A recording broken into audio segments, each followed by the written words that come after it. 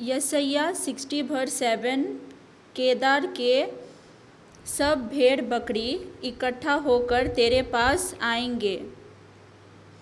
नबायोत के मेढ़े तेरी सेवा टहल करेंगे। वे ग्रहण योग्य होकर मेरी वेदी पर चढ़ेंगे और मैं अपने महिमामय भवन को महिमा दूंगा। यह स्पष्ट है कि जब इस्माइल के बच्चे परमेश्वर के घर में आएंगे, तब परमेश्वर अपने चर्च को महिमा देगा। जब चर्च इस्माइल के वंशजों के लिए यह सेवकाई करना शुरू करेगा तो परमेश्वर खुश होगा और वह अपने चर्च को आशीर्वाद देगा और उसका काम पूरा हो जाएगा। क्या आप इस्माइल के लोगों की इस सेवकाई में एक महत्वपूर्ण भूमिका निभाएंगे? आमीन। प्रार्थना। हमारे प्यारे प्यारे परमेश्वर, हम आपके आभारी हैं कि आप एक प्यारे परमेश्वर हैं।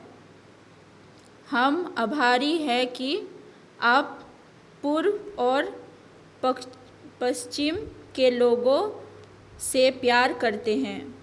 हम आभारी हैं कि आप पूरी दुनिया से प्यार करते हैं। यशायाह 60:7 में इस भविष्यवाणी में हम स्पष्ट रूप से देख सकते हैं कि इस्माइल के बच्चे आएंगे। चूँकि वे अभी तक बड़ी संख्या में नहीं आए हैं, इसलिए हमारा मानना है कि यह लोग भविष्य में, लेकिन यीशु के दूसरे आगमन से पहले पूरा होगा। जैसा कि हम देख सकते हैं कि दुनिया अपने अंतिम चरमोत्कर्ष पर आ रही है। हम इसके पूरा होने से बहुत दूर नहीं हैं। हमें उन्हें आपके घर में लाने के लिए तैयार रहने में मदद करें और आप अपने घर को आशीर्वाद दें और आपका काम पूरा हो। आपके नाम में हम प्रार्थना करते हैं। आमीन। एक परिवर्तित समुदाय। डॉक्टर ब्रेटन प्रेट। केंद्र धर्म निरपेक्ष जनसंख्या।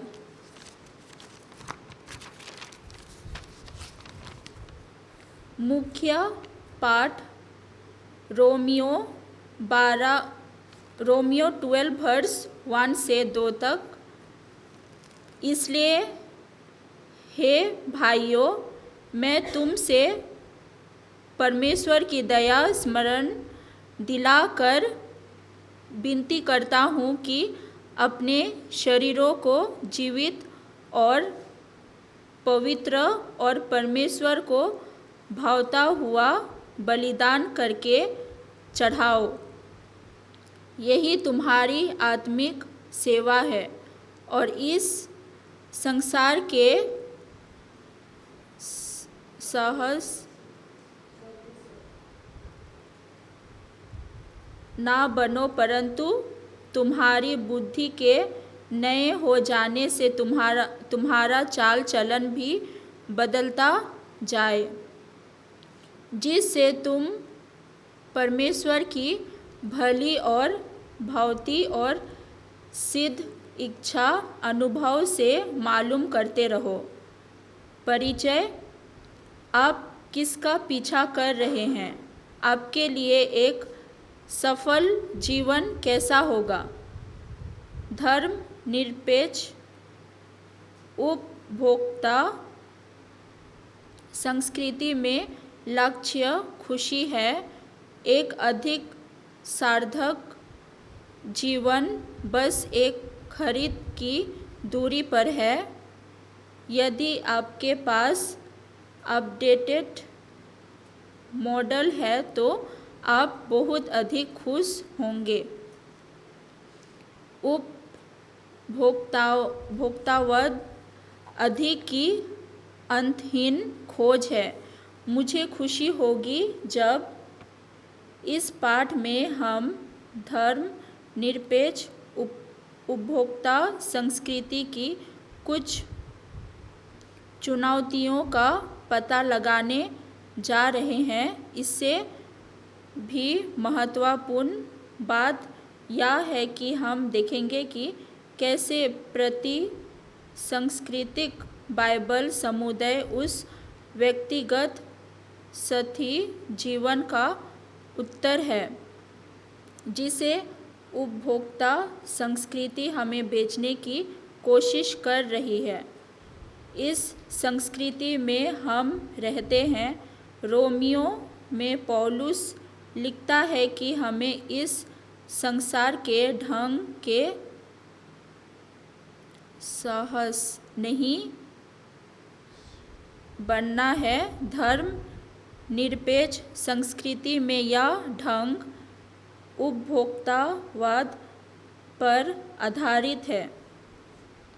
यदि आपके पास इंटरनेट, स्मार्टफोन या टेलीविज़न है तो आप हर दिन 3000 से अधिक विज्ञापन देखेंगे जो यह कहते हैं कि आपके पास जो पहले से है उसमें और अधिक की आवश्यकता है या आपको कुछ अलग चाहिए। धर्म निरपेक्ष उपभोक्ता संस्कृति हमें बताती है कि हमें क्या चाहना चाहिए, क्या पसंद करना चाहिए और किससे उम्मीद रखनी चाहिए। उपभोक्तावाद इस बारे में नहीं है कि हमारे पास कितना है, बल्कि इस बारे में है कि हम अपनी उम्मीदें और इच्छाएं कहाँ रखते हैं।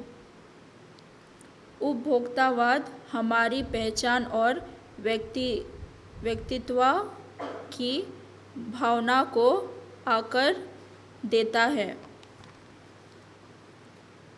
उपभोक्तावाद समुदाय को नष्ट करता है।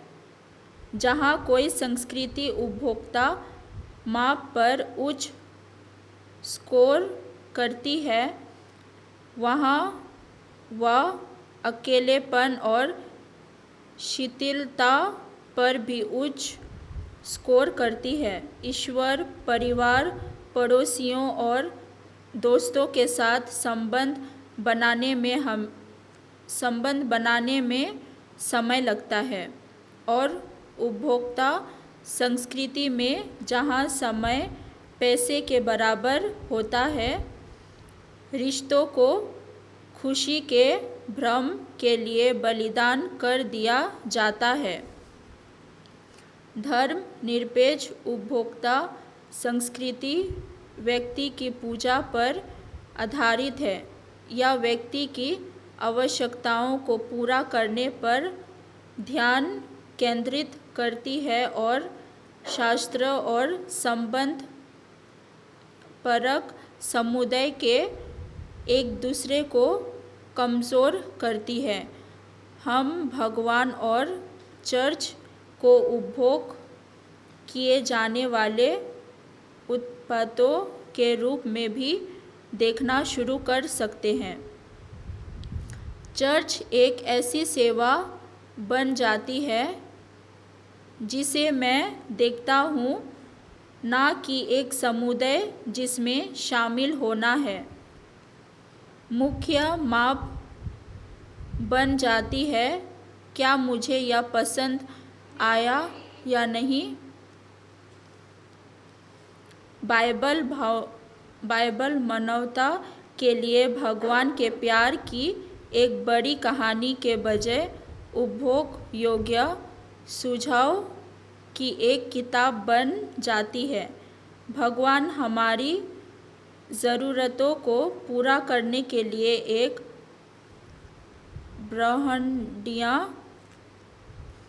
समृद्धि वेंडिंग मशीन बन जाते हैं।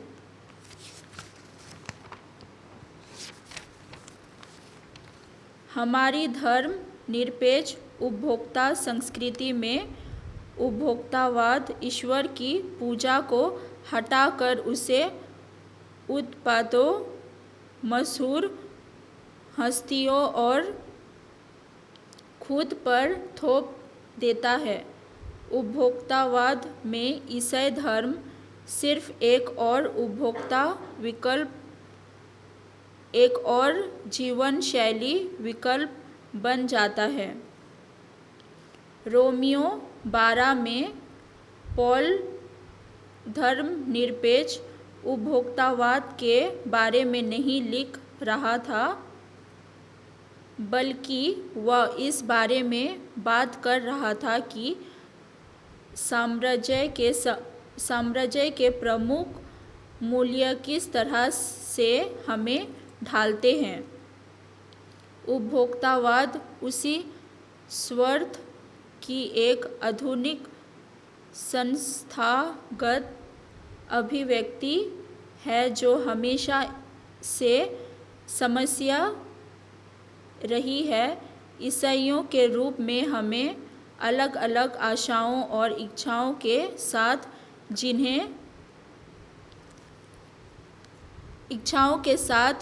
जीने के लिए कहा जाता है और याद रखना चाहिए कि हम एक बड़े उद्देश्य के लिए आकर में हैं। हमें जीवित बलिदान बनने के लिए कहा जाता है, जो खुद पर ध्यान केंद्रित करने के बजाय पूजा, सेवा, साझा करने, जुड़ने और शिष्यों के रूप में बढ़ने पर ध्यान केंद्रित करते हैं। यीशु अक्सर उपभोक्तावाद की चुनौती के बारे में बात करते थे। बेशक विज्ञापन, ब्रांड, सौंदर्य प्रसाधन और फैशन पत्रिकाएं नहीं थी, लेकिन उन्होंने लूका 12 में समझाया कि कैसे चीज़ें हमारे दिलों पर कब्जा कर लेती है और हमारे स्वामी बन जाती है। उन्होंने इस बारे में बात की कि कैसे हम आसानी से अपने दिल को गलत दिशा में लगा सकते हैं, अपने खजाने से खुद को परिभाषित कर सकते हैं और पैसे की सेवा कर सकते हैं। रूपांतरित बनाम अनुरूपित। रोमियो 12 में पॉल हमें याद दिलाता है कि अनुरूप होने के बजाय हमें अपने मन के नवीनीकरण के द्वारा रूपांतरित होना चाहिए। अनुरूप होने की तुलना में रूपांतरित होना कैसा लगता है। अनुरूप होना समुदाय होने का एक अलग तरीका है। उपभोक्तावाद को संबोधित करने वाली अधिकांश प्रतिक्रियाओं में शिक्षा, खपत को कम करना, पर्यावरण की देखभाल करना और सेवा करना शामिल है, जबकि ये प्रतिक्रियाएं उत्कृष्ट हैं। उपभोक्तावाद के मूल को संबोधित करने के लिए शिक्षा और उत्पाद विकल्पों से परे जाने की आवश्यकता है। अधिक महत्वपूर्ण प्रतिक्रिया जीवित बलिदान होना है। रोमियो 12:2 में रूपांतरित शब्द को रूपांतरित के रूप में परिभाषित किया गया है। यह एक कैटरपिलर को तितली में बदलते हुए देखने जैसा है। वह सुंदर तितली अब उस कैटरपिलर की तरह नहीं दिखती जो वह पहले थी। परिवर्तन पूर्ण और नाटकीय है। रूपांतरित होना यीशु पर ध्यान केंद्रित करने के बारे में है। इसके लिए परमेश्वर के प्रति पूर्ण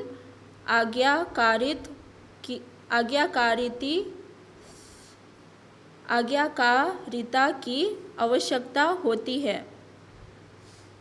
यह तब उन शिक्षाओं को प्रति उपभोक्ता समुदायों में लागू करना है जो बेहतर आशा, इच्छा, स्वतंत्रता और पहचान देते हैं।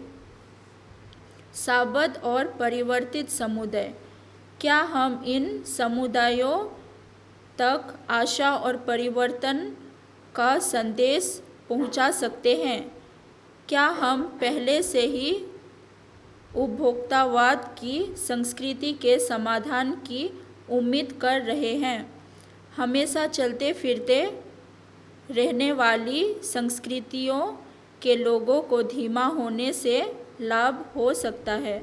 शायद हर हफ्ते तक पूरा दिन भगवान और एक दूसरे से जुड़ने के लिए, या फिर हर हफ्ते एक पूरा दिन खरीदारी और सामान्य कामों से छुट्टी लेने के लिए।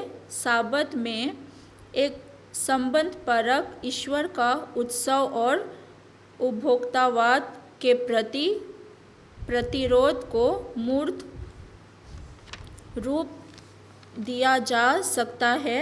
साबत उपभोक्तावाद के खिलाफ एक प्रतीक के रूप में खड़ा है। साबत एक अनुस्मारक है कि समय पैसे के बराबर नहीं है।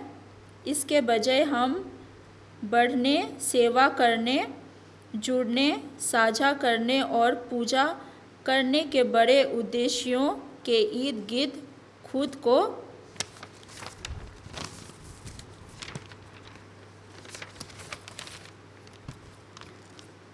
फिर से व्यवस्थित कर सकते हैं। साबत पर हम विज्ञापन और खरीदारी के उपभोक्तावादी संदेशों से विराम लेते हैं और इसके बजाय हम संबंधपरक समुदाय का जश्न मनाते हैं। कल्पना कीजिए कि इससे उस व्यक्ति को कितनी शांति का आनंद मिलेगा जो लगातार कुछ ना कुछ करता रहता है। साबत तत्काल संतुष्टि की संस्कृति के खिलाफ है।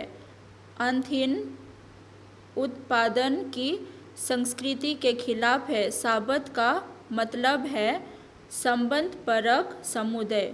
साबत पर हम दुनिया से अलग होकर कुछ गहरी चीज़ों में शामिल होते हैं। अंतर पीढ़ीगत संबंध, मृत्यु और समुदाय। उपभोक्तावाद को कम करने वाला एक और कारक है अंतर पीढ़ीगत संबंधों का बढ़ना। जब बच्चे बुजुर्ग लोगों को देखते हैं और उनसे बातचीत करते हैं तो वे उपभोक्ता संचालित सोच के प्रति कम झुकाव रखते हैं। मृत्यु उपभोक्तावाद को भी चुनौती देती है। मृत्यु आपको याद दिलाती है कि आपने अपना जीवन किस चीज़ के लिए दिया है। मृत्यु जीवन को स्पष्ट करती है और उपभोक्तावाद के साथी आकर्षण को दूर करती है। 7 डे एडवेंटिस्ट के रूप में पुनरुत्थान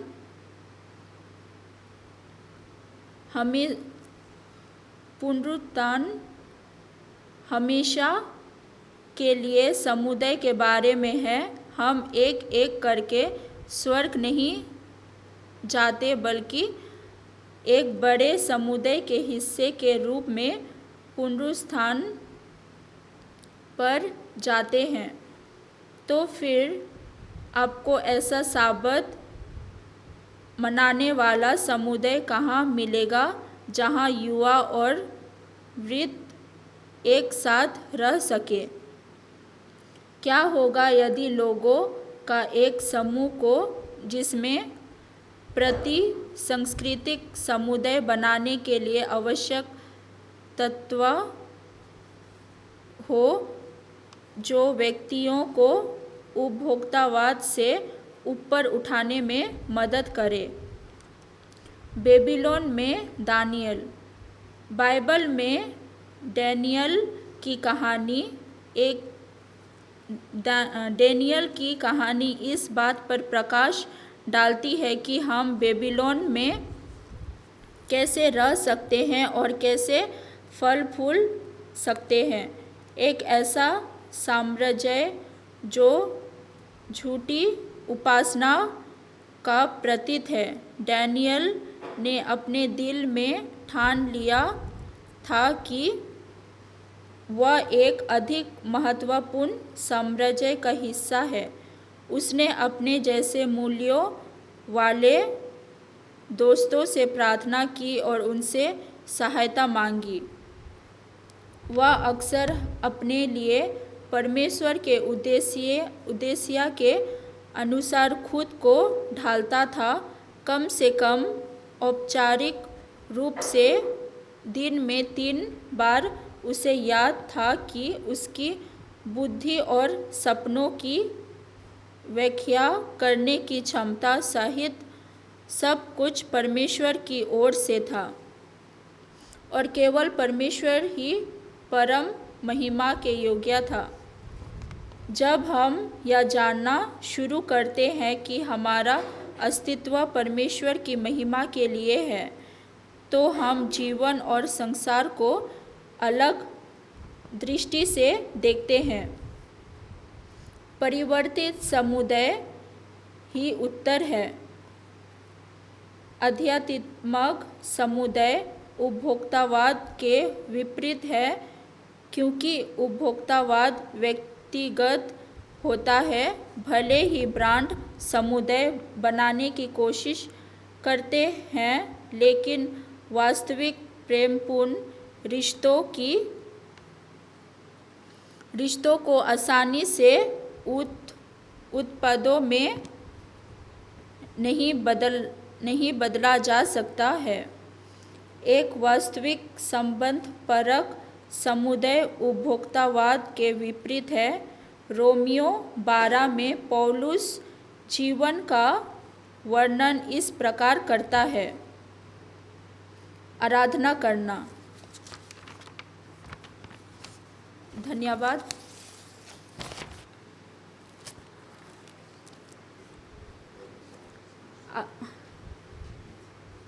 आखिरी गीत गाएंगे हिंदी से 83। खोलना हो गया तो खड़े हो जाए। हिंदी से 83। भाई बहनों पाप की माफ़ी मांग लो।